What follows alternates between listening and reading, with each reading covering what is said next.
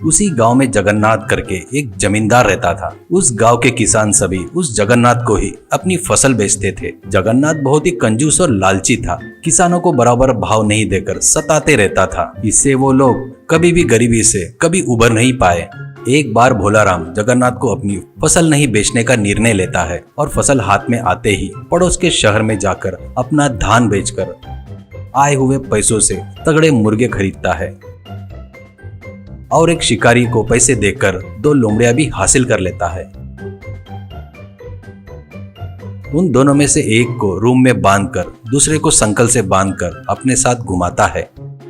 जगन्नाथ एक दिन अपने एरिया से जाते रहता है तो भोलाराम मिलता है। तब भोलाराम, बाबूजी आपकी फसल तैयार है, आप जब बोलोगे तब आप ले जा सकते हो, ऐसे कहता है। तो जगन्नाथ, वो तो ठीक कह रहे, पर ऐसे लोमड़ी को पकड़कर क्यों घूम रहा है? वो भाग नहीं जाएगा क्या? भोलाराम, गया तो भी तुरंत वापिस घूमकर आएगा, ये मायावी लोमड़ी है, करके बताता है। और देखते क्या इसका जादू। कहते हुए भोलाराम उस लोमड़ी से कहता है, तू जाकर अच्छी मुर्गी लेकर आ, कहकर उसके गले की संकल खोलता है। संकल के खुलते ही वो बहुत तेजी से भागती है।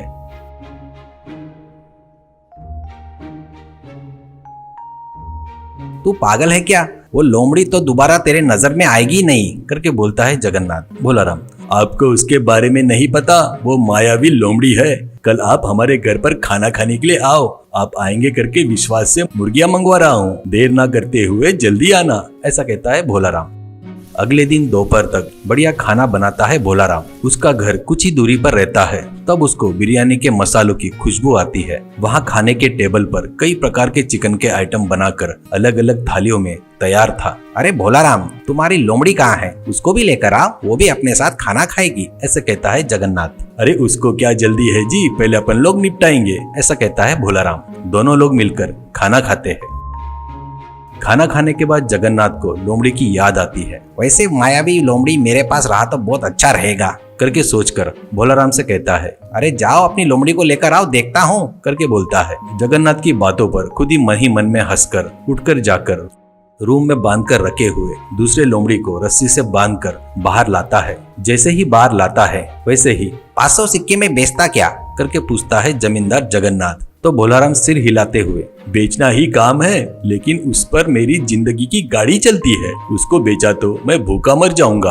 तुमको देने वाला धान पूरा बकाया लेकर जाओ, पर लोमड़ी को मत मांगना, करके बोलता है। तुम्हारी भीख नहीं चाहिए, मुझे तो बस वो मायावी लोमड़ी चाहिए, ऐसा कहता है। 1000 मुद्राओं में लेकर जाता हूँ, ऐसा कहता है जगन्नाथ। आप इतनी ही जिद कर रहे हैं तो मुझे 1500 मुद्राएं दीजिए, कहता है भोलाराम मासूम सा चेहरा बनाकर। उससे कम बोलोगे तो नहीं जमेगा, भावबाजी नहीं होगी, ऐसे कहता है।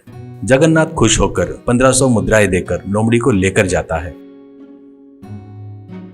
घर जाकर जगन्नाथ अपनी पत्नी रुक्मिणी से, देख मैं एक मायावी लोमड़ी खरीद कर लाया हूँ, वो अच्छे अच्छे मुर्गे को चोरी कर कर ला कर देगी, ऐसा कहता है। मैं मर भी जाऊँ तो इस बात पर यकीन नहीं करूँगी, ऐसा कहती है रुक्मिणी। जमींदार जगन्नाथ भी भोलाराम के जैसे लोमड़ी को पकड़कर, जा रे जाकर अच्छे मुर्गे पकड़ कर लेकर आ, करके बोलकर उसके गले की रस्सी खोल देता है। बस उसी क्षण वो भाग जाता है लोमड़ी। ऐसे बहुत दिन बीत जाते हैं पर लोमड़ी वापस नहीं आता। इससे जमींदार जगन्नाथ उसके साथ धोखा हुआ करके समझ में आ जाता है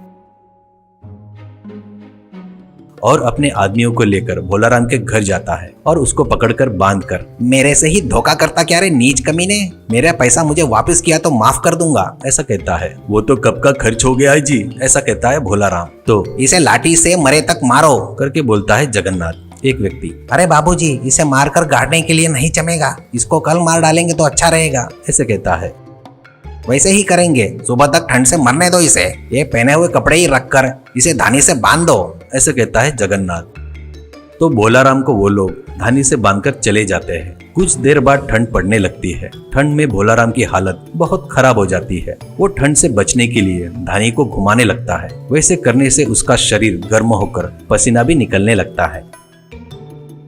वो ठंड से अब तक मर गया होगा, जाकर देख कर आओ, ऐसा जगन्नाथ उसके आदमी को भेजता है। वो जाकर देखकर आकर, मालिक वो ठंड से मरा नहीं और पूरा शरीर पसीने से भरा है और वो शरीर पर फूंक रहा है, करके कहता है। इसमें कोई राज है सोचकर जमींदार उसके पास आकर, अरे भोलाराम इतने ठंड में तुझे इतना पसीना कैसे निकल रहा है, कहता है। तो हंसते हुए, बगैर किसी कारण से किसी निरपराधी को सजा दिए तो क्या होगा बाबूजी, मैंने तुमको जो लोमड़ी दिया था ना, वो सचमुच मायावी थी। तुम उसको किसी कारण से गुस्सा दिलाए होंगे। कहीं उसकी महिमा पर तुम्हारे घर वालों ने विश्वास नहीं किए होंगे। वो बात पता चलने पर वो फिर से नहीं आएगी। वैसा ही कुछ हुआ होगा, ऐसा बोलता है। जगन्नाथ, तो फिर इतनी ठंडी में तुझे पसीना कैसे निकल रहा है? इसका राज क्या है? करके पूछता है। नजर के सामने दिख रहा था तो उसे आप नहीं माने। मैंने जो कपड़े पहने हैं ना, इसे आप क्या समझ रहे हो? ये भी बहुत चमत्कारी है। ये पहने तो ठंड में गर्मी लगती है और गर्मियों में पहनने से ठंड रहता है, करके बताता है भोला राम। तो वो कपड़े को 500 मुद्रा में बेचता क्या? करके कहता है जमींदार। कृपया करके भावबाजी मत करो, ये हमारे दादाओं के जमाने से आ रहा है। मैं इसे किसी भी कीमत में नहीं बेचूंगा, ऐसा कहता है भोला राम। वो मुझे चाहिए, बदले में 1000 मुद्रा ले ले, ऐसा कहता है जगन्नाथ। तुमको ये उतना पसंद आया तो इसके 2000 मुद्राएं दे दो। ये तुमको दे दिया तो मैं ठंड से मर जाऊंगा, ऐसा कहता है भोला राम। जगन्नाथ उसको मांगे उतने पैसे देकर उससे वो शर्ट लेकर घर में जाकर धोकर सुखाता है। बाद में ठंडी में सिर्फ शर्ट पहनकर अपने ससुराल जाता है। वहाँ बहुत ठंड पड़ती है। वैसे उसको देखकर सभी हंसते हैं। भोला राम ने उसको फिर से धोखा दिया करके उसको समझ में आ जाता है। इस बार भोला राम के झांसे में नहीं आऊंगा करके और उसको मरवाऊंगा करके निर्णय लेता है। उसके आदमी फिर से भोला राम को पकड़कर लाते हैं। इस बार जगन्नाथ उसको एक बोरे में बांधकर समुद्र के किनारे एक पहाड़ी पर ले जाता है। वहां पर एक पेड़ की डाल समुद्र के ऊपर थी। बोरे के उस डाल से बांध देते हैं। फिर जगन्नाथ चिल्लाकर, अरे उस डाल को काट दो, इससे छुटकारा मिल जाएगा, ऐसे कहता है। तो उसका नौकर कुछ देर तक उस डाल को काटकर, मालिक ये डाल बहुत मजबूत है, इसे काटने के लिए बहुत समय लगेगा, मुझे बहुत भूख लगी है, खाना खाकर आता हूँ फटाक से, ऐसा कहता है जगन्नाथ। मुझे भी भूख लगी है रे, ये कहाँ जाएगा, ले चल खाकर आएंगे, करके वहां से निकलते हैं। वो जाने के बाद भोला राम मुझे नीचे उतारो करके चिल्लाता है। इतने में जगन्नाथ के ससुर जी लाल किशन अपनी लड़की को देखने के लिए उधर से आ रहा था। वो आवाज सुनकर कौन है करके चिल्लाता है। भोला राम उसकी आवाज पहचान लेता है। उसको कुबड़ है करके भोला राम को पता भी था और कोई भगवान जैसा आया है सोचकर, नीचे उतारो बाबूजी, मेरा कुबड़ गया है करके बोलता है। लाल किशन, कुबड़ गया क्या करके बोलता है। तो आपको पता नहीं होगा, इस बोरे में बैठे तो कुबड़ ठीक हो जाता है। मुझे उतारो, आपको ही पता चल जाएगा। हमारे लोग अब तक आ जाने को होना था, पता नहीं क्यों नहीं आए। फिर से यह बोरा ले जाकर जिनका है उनको दिए तो वो लोग 1 घंटे के 100 मुद्राएं नाक पकड़कर वसूल करेंगे, ऐसा कहता है भोला राम। वो बात है क्या, मुझे भी कुबड़ है, मुझे भी थोड़ी देर बैठने देता क्या, तेरे को 100 मुद्राएं देता हूँ, ऐसा कहता है लाल किशन। तो भोला राम कैसे तो भी करके बोरे से बाहर आकर लाल किशन को उस बोरे में फिर से पेड़ के डाल को बांधकर अपने रास्ते से निकल जाता है।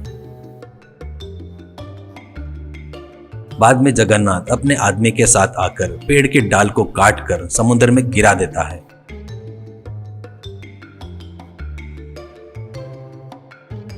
कुछ महीने गुजर जाते हैं। एक दिन भोला राम जानबूझकर जगन्नाथ के घर के तरफ आता है। जगन्नाथ उसको देखकर चौंक कर, तू मर गया था ना, फिर से कैसे आ गया करके आश्चर्य से पूछता है। अच्छे लोग कभी नहीं मरते, सुनाई होगा ना।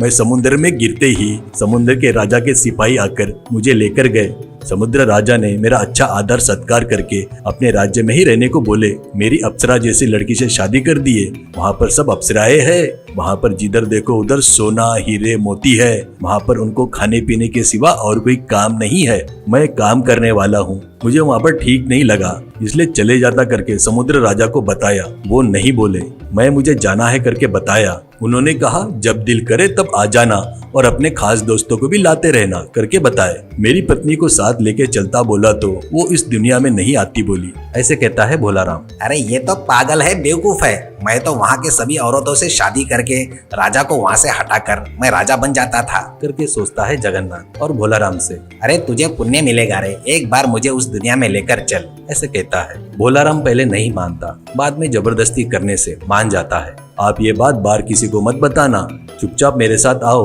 नहीं तो हम लोग भी आएंगे करके सभी लोग पीछे पड़ेंगे बेवकूफ। कल सुबह 2 नाव तैयार करके रखता हूँ करके कहता है भोला राम। अगले दिन समुद्र के किनारे में 2 नाव तैयार रहते हैं। एक लकड़ी का था और दूसरा मिट्टी का था। जगन्नाथ के आते ही उसको मिट्टी के नाव में चढ़ाकर वो लकड़ी के नाव में चढ़ता है। दोनों नाव समुद्र में बहुत दूर जाने के बाद भोलाराम अपने चप्पू से जोर जोर से अपने नाव पर मारते हुए, इसकी आवाज से समुद्र के दूत आएंगे, ऐसे कहता है। जमींदार जगन्नाथ इधर उधर देखकर ज्यादा देर बर्दाश्त नहीं कर पाता। मेरे नाव पर मारे तो आवाज ज्यादा आएगा करके खुद के नाव पर चप्पू से जोर जोर से मारते ही वो मिट्टी का नाव टूटकर जमींदार जगन्नाथ समुद्र